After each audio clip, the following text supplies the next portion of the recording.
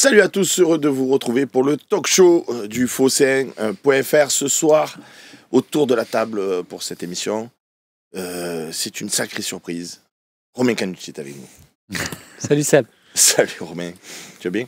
Ouais, ça va, toi? Alors, cette petite conf de Longoria, on va en parler juste après. Bastien Cordoleani est là également. Salut à tous. Ça va Bastien? Ça va très bien, je suis très heureux d'être là. Plaisir de te retrouver et ça faisait longtemps qu'on ne l'avait pas eu sur ce plateau et c'est un réel plaisir de retrouver Antonin Portal. Plaisir partagé les copains, je suis très content d'être ici. Qui a un bel établissement sur Marseille. Oui. Est-ce que tu peux nous en dire deux mots? La table d'Augustine, cuisine provençale, au pied de l'Intercontinental. On revisite la cuisine de grand-mère. Et là, cette année, en 2024, ce qui a fait la force, je pense, c'est que tous les menus du jour sont élaborés par les mamies du quartier. Et ça, j'en suis très très fier de faire descendre des mamies du panier. Elles sont tellement contentes de participer au menu de la semaine. Et ça retrouve la cuisine d'antan, la cuisine des souvenirs. C'est ça. C'est un peu comme quand il y avait la pub pour la mousse Mamie Nova, là, tu voyais la mamie qui faisait ça. Mais c'est ça, hein? un petit peu. Il y a Mamie Nova, elle est au panier. Bientôt. Allez, on rentre tout de suite dans la première partie du talk show. Romain, à quel mercato faut-il s'attendre puisqu'il y avait, je le rappelle, mercredi matin, la conférence de presse avec El Pablo Longoria. Et du coup, ça a été très intéressant parce que il a donné une tendance. Et justement, c'est bien, ça sert aussi à ça. Il y a toujours des questions un peu sur tout et sur rien. Lui, il répond à tout. Donc, mais justement, tu peux le relancer 3-4 fois sur le mercato pour bien avoir une tendance, pour bien être sûr. Et là, on a quand même bien compris que ça va être plus un mercato. Sans dire il va rien se passer ou sans dire on va vendre les bijoux de famille, c'est pas ça. On a bien compris que c'était pas on va acheter lui, on joue le titre. C'est on a beaucoup dépensé cet été, la masse salariale elle doit diminuer, donc si on peut continuer dans cette dynamique, on continue dans cette dynamique et on lui reproche pas.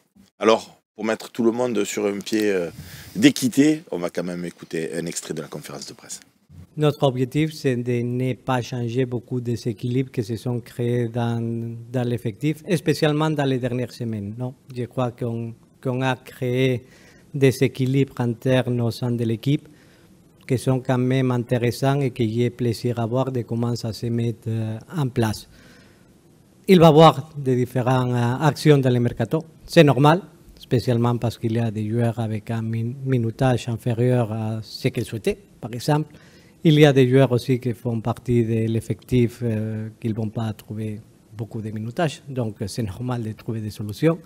Il y a une économie toujours liée au football qu'on doit avoir en considération toujours, qu'on ne participe pas dans les coupes européennes et qu'on est dans une situation économique pendant cette saison dans laquelle on a fait un gros investissement pendant l'été parce qu'on voulait ouvrir un cycle. C'est la même conséquence que quand même on doit être très attentif à comment optimiser tous les coûts économiques au sein de l'équipe avec la gestion des salaires. Allez, avant de débattre de cette intervention et de la conf plus généralement, il y a Nacho 0945 qui dit bravo à Romain pour les questions posées pendant la conférence à Pablo Longoria. Donc voilà, les félicitations de Nacho sont relayées. Merci Nacho. Je ne relaie pas que quand on te pique, tu vois. Je relaie aussi les il faut pas retenir que les trains qui partent en retard. C'est ça. Mais j'ai trouvé que... Je sais pas d'où tu es allé la chercher. J'ai trouvé que, parce qu'il y a des fois des confs de presse, moi je les suis à peu près toutes évidemment en temps réel. Il y a vraiment des confs où des fois c'est dur quand même. Les collègues qui sont sur place, bonjour, et vous croyez que il va pleuvoir, ouais, c'est nuageux. Enfin, c'est des questions, des fois, c'est dur. Mais là, j'ai trouvé que la conf de Pablo, là, c'est un exercice. Était assez pertinent. Il le fait une fois tous les 6 mois. Il prévient tout le monde en disant il n'y a pas de limite de temps. Et ce qui est bien aussi, c'est que la première fois où il l'a fait, ça partait un peu dans tous les sens parce que tu ne savais pas. Donc, tu disais, ah ben tiens. Et justement. Et là, maintenant, il y a ce truc aussi où tu te dis, OK, on sait qu'il va répondre sur tous les sujets. Donc, je pense que les gens viennent justement, c'est plus du fond que de la forme, où des fois, tu as une conférence de presse, il faut avoir, parce que tu sais que dans le traitement, tu vas avoir une place de 2 minutes, donc tu vas chercher un bon mot absolument sur un truc. Et des fois, donc du coup, toi, derrière, quand tu regardes en tant que supporter de l'OM tout le truc, tu peux te dire, mais pourquoi? En fait, c'est juste pour avoir la réponse de 30 secondes où il dit ça.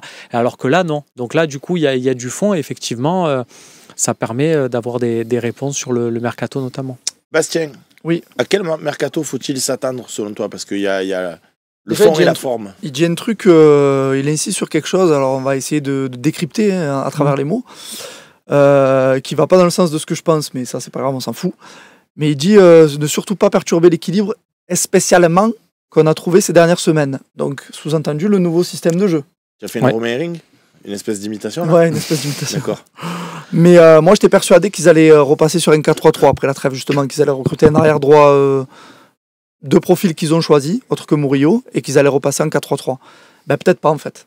Donc, cette conf, elle me met plus le doute qu'avant. Ils vont peut-être recruter un joueur qui peut faire plus axe et un peu droit qu'un pur arrière droit. Donc voilà, moi ce que j'ai ressorti. Il va y avoir du mouvement pendant ce mercato. Oui, je pense 4-5 départs et 2-3 arrivées. Plus de départs que d'arrivées. De départs. Après, dans les départs, tu peux compter par exemple un prêt de Bilal Nadir. D'accord. Et que je compte dans les départs, mais qui peut faire partie des mouvements dans le sens des départs. Et puis, là, ce que nous on sait, je vais rien trahir, Romain pourra confirmer, c'est s'il y a des offres pour Murillo, Harit, ça sort. Évidemment Mbemba, mais bon, ça, on va pas refaire l'histoire.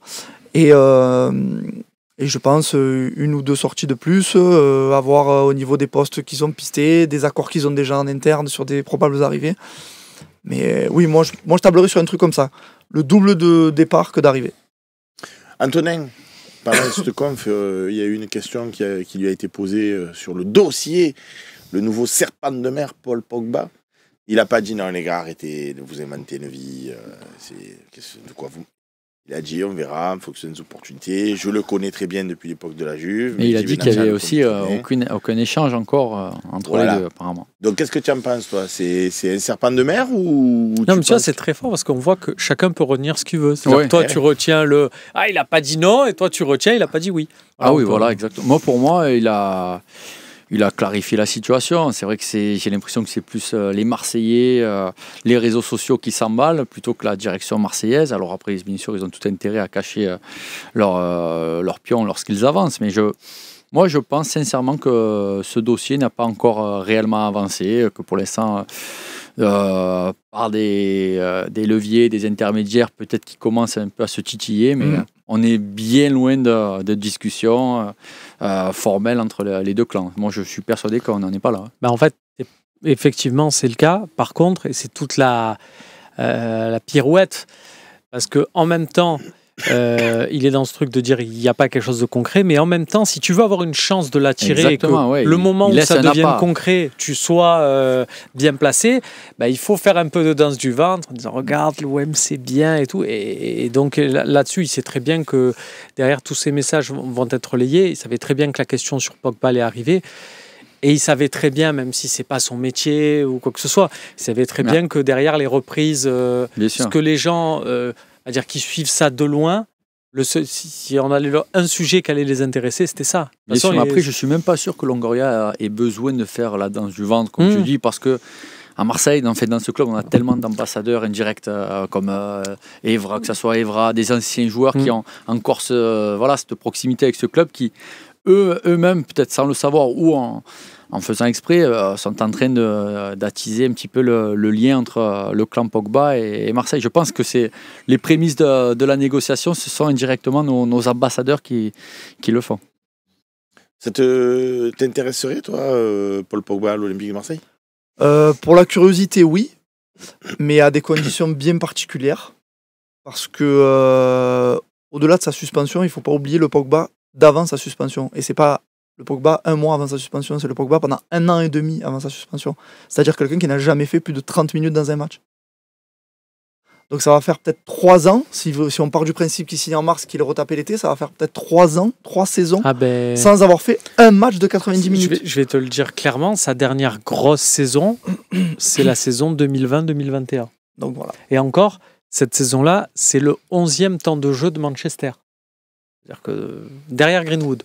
Par contre, moi, ce que je pense, c'est que si vraiment ce qui est dit sur son souhait de retourner en équipe de France et de retaper sur 3 ans de haut niveau est réel, il a tout intérêt à venir à l'OM. Et il va y penser. Oui. C'est un catalyseur, c'est un accélérateur de temps à ce club. Voilà. Mais après, est-ce que ça s'est déjà vu dans l'histoire, un joueur qui a arrêté autant de temps et qui remonte à un niveau aussi fort? Je m'en Alors, pas. Michael Jordan, on en a déjà parlé. Mais si on fait un talk un mois après sa signature, mon message aux gens qui suivent le foot et l'OM, ça sera de dire n'attendez pas plus que des morceaux de match de Paul Pogba pour le moment. Ouais. Et quand je dis pour le moment, ça va pas être sur 4-5 matchs, ça va être sur 6 mois. Et c'est pour ça que nous, dans la position qu'est la nôtre, surtout là, dans la construction de cette équipe, de ce schéma qui est encore tout frais, c'est pas de toute façon, Pogba, c'est pas pour ce mercato, c'est pour juin prochain. Ça serait pour l'année prochaine, dans une idée où tu joues la Ligue des Champions, dans une rotation. Là, je trouve que c'est une bonne curiosité, une bonne idée, mais encore une fois, à des conditions. C'est-à-dire peut-être un contrat à la Diaby, beaucoup de primes au match joué, aux minutes jouées,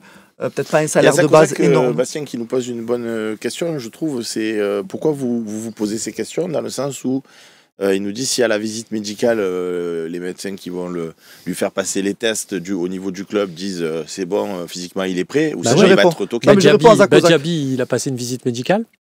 On va pas partir Diaby. Paul Pogba, il a passé une visite médicale quand il est parti de Manchester, retourné à la Juventus. Jusqu'à preuve du contraire, les médecins de la Juventus, ça doit être des gens compétents. Il a validé sa visite médicale. Il a fait 1 an et demi à la Juventus, sans sa suspension, où il n'a pas fait un match de 90 minutes. Il n'était pas en capacité physique de faire un match de 90 minutes. C'est tout. Oui. C'est factuel. Hein. Après il a une blessure. Aussi, et les médecins justement de la Juve lui préconisent l'opération et lui dit non, je ne veux pas me faire opérer parce qu'il veut faire le mondial au Qatar.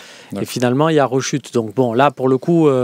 Après, il y a Captain OM10 aussi qui nous dit, et c'est pas faux, Seb, on connaît les clauses éventuelles sur le nombre de matchs joués, mais pouvons-nous aussi prévoir des clauses sur les bénéfices du merchandising, visibilité des réseaux sociaux, etc.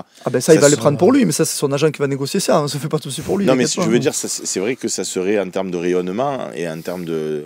C'est pour ça que j'aime la curiosité de la signature. Et c'est pour ça que là, tu surfes en fait sur une vague où... tu vois, regarde, pour tout te dire... Pablo Longoria, après la conf, a échangé avec quelques journalistes et j'avais la chance d'être présent. Il y a un journaliste qui fait généralement des passages sur le plateau du talk show qui a dit « Président, bon, j'ai fait une petite liste, j'ai regardé les joueurs en fin de contrat bientôt.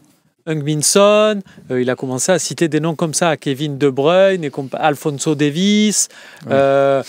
Bon, et on a tous regardé en disant mais il est fou, qu'est-ce que Alphonso Davies ou des mecs avec le salaire qu'ils ont, ça fait le vestiaire de l'OM, ils sont comme Jonathan David ou quoi que ce soit. Quand est-ce qu'on va rivaliser avec le Real et le Barça comme ça? Et d'un coup il se tourne vers nous, il nous dit mais les gars, il y a un an je vous aurais dit Adrien Rabiot, vous aurez rigolé tout pareil, donc on ne sait pas. Et c'est vrai que quelque part tu es dans ce truc de te dire, et en fait tu as créé avec Adrien Rabiot, avec là ce récent recrutement, ce truc, tout est possible. Et donc, quelque part, même si Pogba ne vient pas... On peut avoir Haaland. Et il va pas bien, Manchester City. Il sent pas bien. On le relance. Il sent pas bien, on peut le relancer, nous le prête un peu, il se refait la cerise. Et pourquoi ils nous prêteraient pas tout leur effectif? Pourquoi pas? Qui on refuse, franchement? Bon, blague à part, les amis. Qu'est-ce que tu veux voir, toi, Antonin, lors de ce mercato, pour revenir à une généralité? On a fait une petite parenthèse Paul Pogba. Toi, Antonin Portal, un peu comme l'exercice du coach chez nous, auquel on va se prêter tout à l'heure, tu voudrais voir quoi pour bonifier cet effectif? Alors, moi, je suis la ligne directrice de Longoria. Il faut très peu toucher cet effectif parce qu'on le sait que c'est très sensible. Pas trop la ligne de Longoria, ça. Il a dit qu'on avait, oui, c'est vrai. Normalement, sur son dernier discours, il parle d'équilibre et je pense que c'est quelque chose d'important. On a réussi un petit peu à tenir bon ces dernières semaines et à faire quelque chose de cohérent, à acheter un joueur. Moi, je resterai sur un mercato à petits bras, mais vraiment de retouche. Hein. Je cherche pas à avoir un joueur. Romain. La palme du Media Training. Non, ça fait longtemps qu'il n'est pas venu nous faire le bisou sur le plateau, mais bravo. Qu'est-ce que j'ai fait? Tu as fait une longue phrase de 2-3 minutes pour rien nous dire pour les stars. Tu nous as fait impitoyable. Oui, alors moi je suis parce que je réfléchis. Tu ferais quoi? C'est intéressant ce qu'il a dit. Moi je ferais un mercato petit bras. Mais qui, quoi, coup? Le 11, tu touches pas? Le 11, je touche pas. Voilà, Aucun le renfort. 11, je touche pas. Je prends quelques petits renforts sur des Même postes. Murillo, Moi, je trouve qu'il fait un bon début de saison. Pourquoi C'est Murillo? correct. Ouais. Non, c'est correct. Je vais poser des questions, mais je suis pas Non, Non, parce c'est les questions, qu'effectivement, c'est c'est moi. un joueur qui est un petit peu. C'est pas le joueur qu'on s'attendait en début de saison. Finalement, il fait un bon début de saison. Ben, pourquoi pas le Il n'est continuer? pas à blâmer, ouais, mais moi je pense qu'on peut passer un step à ce poste avec un joueur plus rassurant. Oui, mais après, combien de temps d'adaptation de ce joueur rassurant si on perd encore des points? Ou alors, et c'est l'option que je souhaiterais, Après, on a des jeunes aussi, non? un milieu de terrain plus créatif. Et c'est Rongier qui basculerait dans un poste mourillesque, on va dire. Et tu mettrais Højbjerg vraiment défensif, Rongier qui fait la maille sur les deux postes, on sait qu'il a le coffre pour le faire, et Rabiot et un joueur créatif au milieu. Moi, j'apporterais ce joueur créatif au milieu qui, à part Aminarit dans le profil, nous manque, je trouve. D'accord. Et je l'incorporerai dans le 11. Sinon, je ne toucherai pas grand-chose, je suis d'accord avec toi. Je trouve que Luis Enrique a trouvé sa place. Vraiment, c'est une révélation. Et je ne parle pas des stats, en début de saison, je parle vraiment du contenu de ce qu'il fait depuis qu'il est piston droit. J'ose espérer que Merlin va être épargné par les blessures et va s'affirmer aussi. Et je trouve que Greenwood, Mopé... Après, Rongier au milieu... avec un match par semaine. semaine. Rongier au milieu, c'est le métronome, hein, mais indirectement, c'est quelqu'un qui... Tu le sors pas du 11, oui. Je peux entendre cet argument, mais tu le sors pas du 11. Murillo, il n'est pas vraiment défenseur. Parce qu'au final, parfois, tu avais Højbjerg et Rabiot les semaines précédentes, à l'arrivée de Rongier, il n'y avait pas l'équilibre escompté. Ouais, mais ça me fait penser à un truc. Ça me fait penser qu'Højbjerg est beaucoup moins bon, je suis gentil. Il est beaucoup moins bon depuis un mois. Depuis que Rongier, justement, rayonne. Alors peut-être que c'est le syndrome, justement, quand il y en a quelqu'un qui fait tout à côté de toi. Et toi, tu le sais en restauration, quand il y a quelqu'un qui fait tout à côté de toi, tu sais pas trop où te mettre. Donc peut-être qu'il est dans ce style-là. Mais moi, je trouve Højbjerg moins bon. J'ai envie de retrouver aussi un meilleur Højbjerg. Moi, c'est tellement des curseurs sensibles. Je suis pas du média training là, tu vois, je te lance des débats. Je suis pas sûr, Bastien, parce qu'à Lens, je trouve que Højbjerg, il est pas mauvais du tout. On n'est pas d'accord. Moi, je trouve qu'il est sauvé par son but. Je le trouve vraiment mauvais. Il est mauvais dans la transition. Sur le but de 2-1. On peut pas dire mauvais. Quand tu es moins fort, c'est une chose. Mauvais dans la transition. Pas sur le match, il a fait un match moyen. Mais sur le but du 2-1, tu regardes son attitude, elle est pas bonne. Sur le but égalisateur refusé, son attitude, elle est désastreuse parce qu'il a coûté l'arbitre à faire ça. Bon, tu vas me dire, il avait raison. Mais bon, bref, c'est un professionnel. Il a le droit de se replacer aussi. Il est sauvé un peu par son but, je trouve, à Lens. Ouais, je sais pas. Moi, je suis pas. Je suis pas sur ton. Non, mais je suis pas sur ton avis, même de garder. En fait, moi, je garderais Murillo. Si tu me dis, on recrute un super latéral droit qui va en fait nous permettre de replacer en 4-3-3. Moi, Murillo, c'est un mec que je garde dans mon effectif aussi parce que son salaire est. Puis il a une bonne mentalité, je trouve que c'est un fameux 12, 13, 14e. Moi, ce que j'ai besoin pour ce mercato, je l'ai la lecture du match contre Lille. Parce qu'encore une fois, le match contre Lille, il y a des gens que je ne citerai pas, leur analyse du match, c'est de la jaune et tout, machin. Moi, mon analyse du match, c'est qu'on a joué contre un coach qui a fait des changements offensifs et qui a marqué un but, et nous, on a fait des changements défensifs. On n'avait personne à faire entrer, et nos changements n'ont pas été bons. Et j'ai l'impression qu'on est dans une équipe qui a 11 joueurs et que là, on a un banc il y a une petite fracture. Un fossé qui est en train de se creuser. Et par rapport au propos de Longoria, parce qu'à un moment donné, je l'ai relancé là-dessus quand il a dit oui, le minutage, il y a ceux qui n'ont pas le minutage. Et j'ai dit le minutage, c'est les joueurs qui sont venus vous voir en disant je ne joue pas assez, je veux partir. Ou vous qui vous dites bon, il ne joue pas assez, il va falloir qu'il parte. Oui. Il m'a regardé, il m'a dit j'ai un fichier Excel et je sais ce que chaque joueur me coûte par minute disputée. Et tu as dit aussi. Il prend salaire, temps de jeu, il y a certains mecs en rouge. Et tu as dit aussi les cas sont différents en fonction des jeunes, pas jeunes et tout. Parce que bien sûr, mais quand il dit ça, on a compris qu'il y en a certains dans l'effectif et on peut se faire la liste de ceux qui ne jouent pas. Ismaël Koné a quand même un bon petit salaire, il a très peu de temps de jeu. Et oui, Aminarit rentre là-dessus, il n'a pas un petit salaire. Aminarit, il ne se cache pas qu'ils veulent le sortir. Voilà. Oui, mais après, Ismaël Koné, je sens que c'est des genres de joueurs, qui n'a pas la même crédibilité que Eli Wahi. Adam Wahi, j'ai l'impression qu'il a encore énormément de crédibilité. Oui. Et moi, je suis d'accord avec le club, à l'inverse de Eli Wahi, de Ismaël Koné, que chaque fois qu'il était un petit peu nonchalant. Mais Ismaël Koné, il a une désinvolture naturelle. Ah d'accord. Ok, mais moi je ne connaissais pas parce que je ne suis pas la Championship. Mais des personnes qui suivent ce championnat, alors je ne sais pas si c'était une interview sur le Fossé ou ailleurs, mais bref, peu importe, l'avaient dit avant qu'il arrive. Vous allez adorer peut-être ce joueur, mais il a aussi une certaine forme de désinvolture. Le problème, c'est qu'à l'entraînement, ça passe pas ce genre d'attitude parce que De Zerbi, il fait des entraînements où il demande 100%. Et je trouve qu'il est très clément avec les joueurs sur les jours de repos notamment. Il accorde beaucoup plus de jours de repos que ce que j'aurais imaginé. Mais par contre, lorsqu'ils sont là, il leur demande vraiment 200%. Et tous les témoignages que j'ai, c'est en termes d'intensité, tous les entraînements sont au-dessus de ce qu'on a connu les dernières saisons. Par contre, si tu rentres pas dans cette case-là, même si le week-end tu peux apporter quelque chose, CF Jonathan Rowe, j'ai l'impression que tu sors petit à petit et ça crée ce que disait Romain tout à l'heure, une espèce de fracture entre un 11 de soldats, je schématise exprès, hein, mais mopé, et des plus talentueux sur le banc, mais qui, voilà. Et qui écoutent de l'argent. Ça veut pas dire que De Zerbi a raison là-dessus. Ça veut pas dire ça. Ça veut dire que factuellement, aujourd'hui, il a équilibré son vestiaire de la sorte. Et le dernier talk où je suis venu, c'est après OM Auxerre. On s'en était textoté avec Romain. J'avais dit, pour moi, ce match va être un tournant dans la saison, positif ou négatif. Ce que tu dis, c'est vrai, et ça a été un tournant à ce niveau-là. C'est-à-dire qu'il a dit maintenant, c'est fini. On va fonctionner comme ça. C'est vrai sans être vrai ce que tu dis, parce que regarde, il y a le match contre Paris où il fait sortir Greenwood à la mi-temps. Il y a le match contre Auxerre où Greenwood, il n'est pas forcément très bon, comme toute l'équipe. C'est Rowe qui sort. Et le match après, il change son organisation et il dit en conférence de presse, j'ai changé mon organisation parce que Greenwood, il ne défend pas assez. Donc tu as un joueur qui s'appelle Greenwood, et j'adore Greenwood, qu'on commence pas à me dire, allez, ça y est, il a pris Greenwood à partie, j'adore Mason Greenwood. Ouais, j'adore lui. Mais moi, je suis un professionnel du secteur, moi j'ai le droit.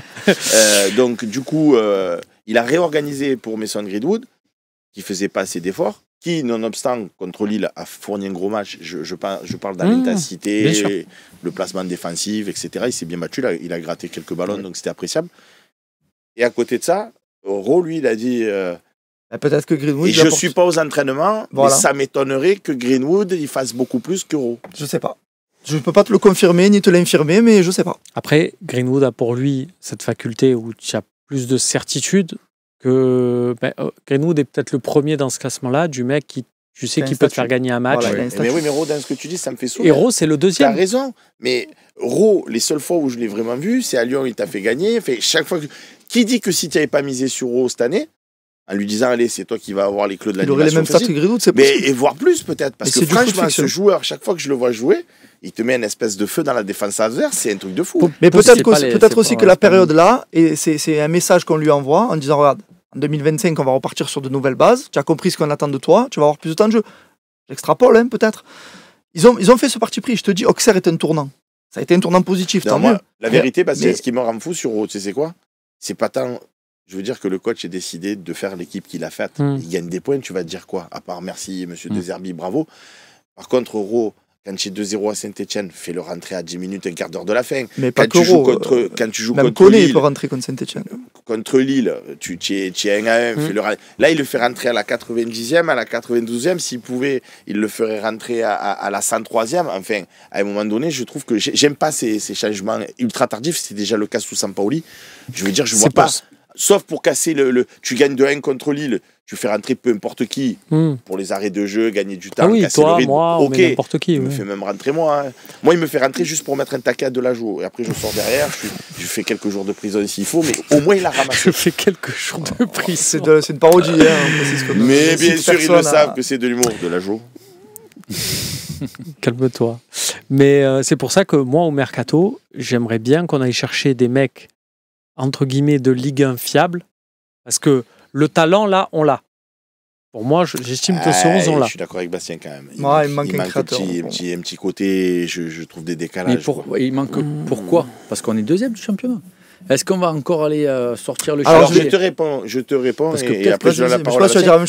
On prend beaucoup de temps, hein, mais pour l'instant, moi, de mon prisme à moi, de mon regard à moi et de mon œil à moi, la difficulté que j'ai trouvée au niveau de l'Olympique de Marseille, c'est à chaque fois que tu as joué contre des petites équipes au stade Vélodrome. C'est bon, tu n'as pas besoin de me donner la parole, c'était le même argument. C'est pour ces matchs-là qu'on a besoin. En bloc bas.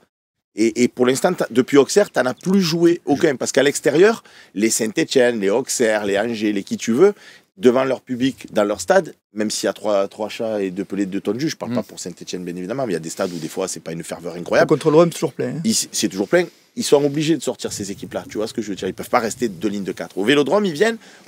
Contre Auxerre, ça m'avait choqué. Les mecs, ils sont derrière, et même c'est contre Angers aussi. Les mecs, ils ont 2 lignes de 4. On a marqué le premier but contre Angers. Ils sont quand même restés derrière. Genre, on a perdu qu'un à 0, ça va. C'est trop dur. Moi, je pense qu'on est deuxième en ayant gagné les meilleurs, sauf erreur de ma part. On a perdu aussi des points énormément, et c'est un point qu'on va aborder tout à l'heure, à cause des arbitres. Je pense qu'avec un arbitrage honnête, on aurait peut-être des points supplémentaires. Donc, je n'ai pas l'impression qu'on soit dans l'optique et qu'il faille recruter à tout va. Il faut juste être beaucoup plus concentré. Et je pense que De Zerbi, c'est ce qu'il est en train de faire face aux équipes que tu dis plus faibles. Et je pense qu'on a le football nécessaire pour gagner ces équipes qui jouent en bloc bas. Plus intelligent. Enfin, moi, je pense que les clés, on les a déjà. On ne va pas encore aller chercher à droite, à gauche, un Suédois, ainsi. Moi, je trouve qu'on a déjà fait le taf et très bien fait. Maintenant, il n'y a plus qu'à essayer de faire en sorte que ce groupe monte en compétence, monte en concentration. Et que, voilà, si on veut gagner, il faut faire un groupe sur le long terme. Et chaque fois, on essaye de prendre... Enfin, c'est mon avis. Ça fait longtemps qu'il n'est pas venu, mais il sait toujours faire des passes claquées que je saisis. Et donc, on va parler de l'arbitrage. Eh oui.